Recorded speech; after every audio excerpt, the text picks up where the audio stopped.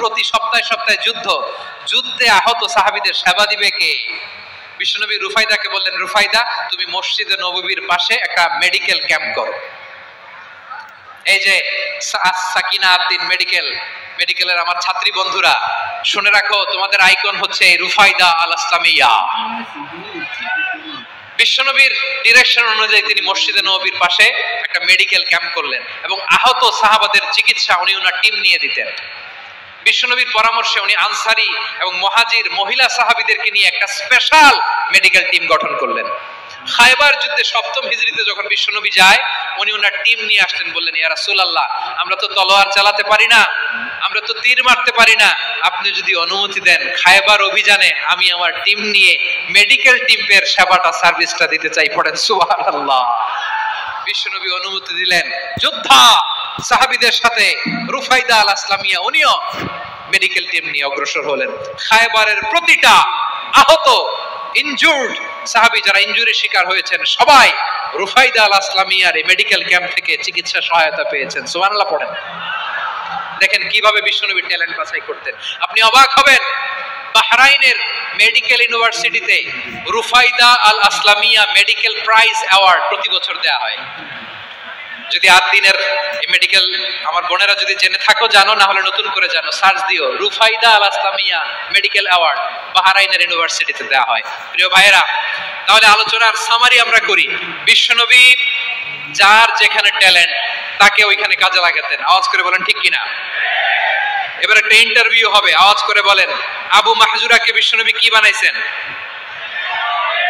হ্যাঁ, ভুলে গেছেন?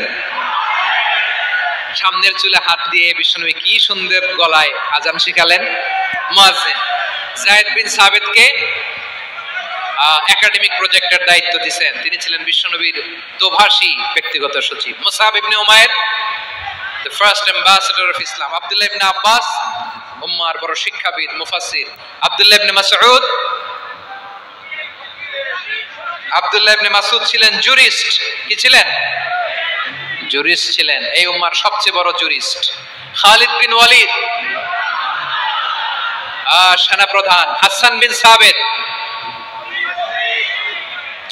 বিন সাবিত ছিলেন বিশ্বনবীর সভাকবি। কি ছিলেন? বিশ্বনবীর সভাকবি ছিলেন।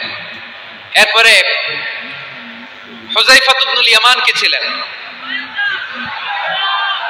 গোয়েন্দা বিভাগের প্রধান। মুআয ইবনে জাবাল কি ছিলেন?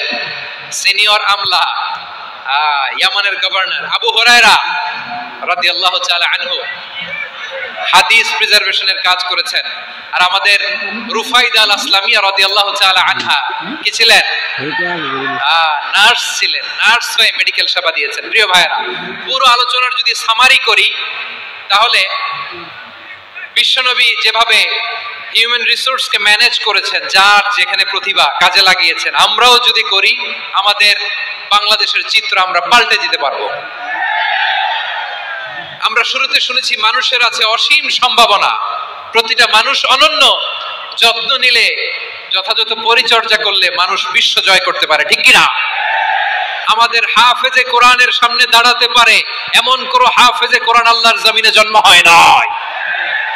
গোটা বিশ্ব কাঁপিয়ে তারা সেরা, আমাদের ক্রিকেটাররা সেরা, আমাদের তৈরি পোশাক শিল্প সেরা। এরকম অনেক অনেক সেরা জিনিস আছে, আমরা এগুলোরে নার্চারিং করতে পারি নাই, পরিচর্যা করতে পারি নাই, সঠিক তারবিয়াতের অভাব। তাহলে মানুষের অসীম সম্ভাবনাকে কাজে লাগাতে হবে। ঠিক কিনা বলেন? ইউনুস গভর্নমেন্টকে আমি বলবো, অল্প সময়ের জন্য আপনারা এসেছেন, সংস্কারও করতে হবে, আবার নির্বাচনও করতে হবে। সব সংস্কার হয়তো করতে পারবেন না, যতটুকু পারবেন এর মধ্যে আমাদের যে হিউজ ম্যান পাওয়ার, আমাদের যে মানব সম্পদ, হিউম্যান রিসোর্স, এটাকে ডেভেলপ করে আপনাদের যেতে হবে। যেটা পারবেন না সেটাকে পরবর্তী নির্বাচিত গভর্নমেন্টের কাছে রেখে যেতে হবে, যে তারা যেন করে, তাদের কাছে আপনারা এটা রেখে যাবেন। তাহলে মানুষ চাইলে বিশ্ব জয় করতে পারে। আর মানুষকে হারাতে পারে কেউ? জোরে বলো যশোর, মানুষকে হারাতে পারে কেউ? আল্লাহ আমাদেরকে জনসংখ্যা দিয়েছেন। প্রিয় ভাইয়েরা, এই জনসংখ্যা অনেক বড় সম্পদ, এটা আমাদের জন্য অভিশাপ নয়, আশীর্বাদ। আমাদের জনসংখ্যাকে যদি আমরা জনশক্তিতে রূপান্তর করতে পারি, আজকে বাংলাদেশ যে অবস্থানে দাঁড়িয়ে আছে, বাংলাদেশ তার 20 গুণ উন্নতির শিখরে চলে যাবে। চিল্লায় বলো ঠিক কিনা? আমাদের শ্রমিক ভাইয়েরা বাইরে কাজ করে, আমাদের শ্রমজীবী ভাইয়েরা, প্রবাসীরা, তাদের ব্যাপারে গুরুত্ব দিতে হবে। আমাদের শ্রমের দাম সবচেয়ে কম, সবচেয়ে কম। তারা এম্বাসিতে গুরুত্ব পায় না, এয়ারপোর্টে গুরুত্ব পায় না। এই সরকার অবশ্য তাদেরকে অনেক গুরুত্ব দিচ্ছে। আমাদের অদক্ষ শ্রমিককে যখন আমরা দুবাই পাঠাই, অল্প বেতন পায়, কিন্তু ইন্ডিয়ানরা দক্ষ শ্রমিক পাঠাইলে তার 3 গুণ বেতন পায়। আমরা আমাদের শ্রমিকদেরকে অদক্ষ ভাবে আর পাঠাতে চাই না, দক্ষ শ্রমিক পাঠিয়ে আমরা রেমিটেন্সের বন্যা বইয়ে দেব। আমাদের শ্রমিকদের পাঠানো রেমিটেন্সের টাকায় সচল থেকে আমার দেশের অর্থনীতির চাকা। তাদেরকে সবচেয়ে গুরুত্ব দিতে হবে। আমরা পেয়েছি ফ্রিডম ফাইটার, মুক্তিযোদ্ধা, আর আমার প্রবাসী ভাইরা হচ্ছে রেমিটেন্স ফাইটার। জোরে বলো ঠিক কিনা? তাহলে আমাদের এই জনশক্তিকে জনসম্পদে ট্রান্সফর্ম করতে হবে, ঠিক কিনা বলেন? সরকার জনগণকে এভাবে পলিশ করতে হবে। মা বাবারা ছেলে মেয়েদের মধ্যে কার কোন যোগ্যতা তাকে ওইভাবে কাজে লাগাতে হবে। সবার এ প্লাস পাওয়ার কোনো দরকার নেই। আমাদের দেশে একটা টেন্ডেন্সি আছে, পরীক্ষায় এ প্লাস না পাইলে কই যে কি করলি, পাশের বাড়ির ছেলে এ প্লাস পাইছে, যা ওর পা ধোয়া পানি খা। কি খা? তা আমি ভাবছি যে পা ধোয়া, এ প্লাস পাওয়া ছেলেদের পা ধোয়া পানির একটা পানির ব্র্যান্ড বানাইতে হবে। এরকম লেখা থাকবে, এ প্লাস পাওয়া ছেলেদের পা ধোয়া পানি। খাওয়া নাই, এগুলার খাওয়া নাই। ওরে আল্লাহ এ প্লাস পাওয়ার জন্য বানাইছে, আর আপনার ছেলেকে এই এ প্লাস গুলারে নিয়ন্ত্রণ করার জন্য আল্লাহ বানাইছে। ওকে দিয়ে আল্লাহ কি করবে আপনি জানেনই না। একটা এ প্লাস, একটা এ গ্রেড একটা মানুষের জীবনকে ঠিক করে দিতে পারে না। আপনার ছেলেকে আল্লাহ অন্যদিকে যোগ্যতা দিয়েছে। ওদের মনোবল ভাঙবেন না, খবরদার, খবরদার। ছেলে মেয়েদের মনোবল ভাঙবেন না। যাকে দিয়ে যেটা হবে তাকে দিয়ে সেটা করতে হবে, তার প্রতিভাকে সেভাবে কাজে লাগাতে হবে। তাহলে বাংলাদেশ, আমাদের এই জনসংখ্যা জনসম্পদে রূপান্তরিত হবে। আমাদের সরকারের তত্ত্বাবধানে আমাদের 18 কোটি জনগণ দক্ষ জনশক্তিতে রূপান্তরিত হোক। আমরা চাই কি চাই না? আমরা ভালো মানুষ, শ্রেষ্ঠ মানুষ হতে চাই কি চাই না? ওই জাপানিজদের মতো সৎ, ওই ইউরোপিয়ানদের মতো কালচার, আমাদেরকে আল্লাহ তাআলা কোরআন সুন্নাহ অনেক কিছু দিয়েছেন। যেহেতু বর্তমানে আমরা দেখছি তারা সৎ, তাদের মধ্যে ভ্যালু আছে, সেগুলো আমাদের মধ্যে আনার দরকার আছে না নাই? আর ইসলাম দিয়ে আমাদের জীবনকে সাজাতে হবে, ইসলাম দিয়ে আমার পরিবারকে সাজাতে হবে।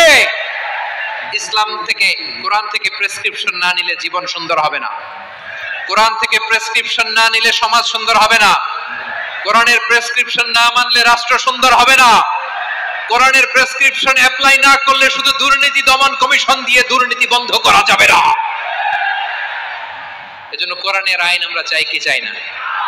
প্রিয় ভাইয়েরা, হিউম্যান রিসোর্স ডেভেলপমেন্ট, মানব সম্পদের উন্নয়ন, আমাদের সরকার যেন এদিকে নজর দেয়। আমরা যেন এই ব্যাপারে যত্নবান হয়ে উঠি। যাকে আল্লাহ যে যোগ্যতা দিয়েছে, এই যোগ্যতা দিয়ে আমরা যেন ইসলামের জন্য, দেশের জন্য কাজ করি। আমরা যেন আমাদের স্কিল ডেভেলপ করি, আমাদের পটেনশিয়ালকে ডেভেলপ করি। মোরালিটি, ভ্যালিউজ নিয়ে শায়েখ আহমদুল্লাহ আলোচনা করেছেন, এগুলো দিয়ে যেন আমরা আমাদেরকে সাজাই। আল্লাহ তাআলা আমাদের দেশকে তুমি নিরাপদ করো, আমরা পড়ি আমিন। আল্লাহ আমার 18 কোটি জনগণকে তুমি জনশক্তিতে রূপান্তরিত করো, আমিন। আল্লাহ আমরা হাতে হাত রেখে, কাঁধে কাঁধ মিলিয়ে ভাই ভাইয়ে যেন এই দেশকে গড়তে পারি, আল্লাহ তুমি তৌফিক দান করো, আমরা পড়ি আমিন। আমার প্রিয় মহিউদ্দিন ভাই বলেছেন, হুজুর এমন একটা ঘোষণাপত্র দিয়ে যাবেন আজকের এই ঐতিহাসিক যশোরের প্রোগ্রামে, যেটা গোটা বাংলাদেশে মানুষ এটার উপর আমল করে। আমি যে কথাটা বলেছি এটাই, আসুন আমরা আমাদের জনসংখ্যাকে জনসম্পদে ট্রান্সফর্ম করি। আমাদের জনসংখ্যাকে আমরা যেন জনশক্তিতে রূপান্তরিত করি।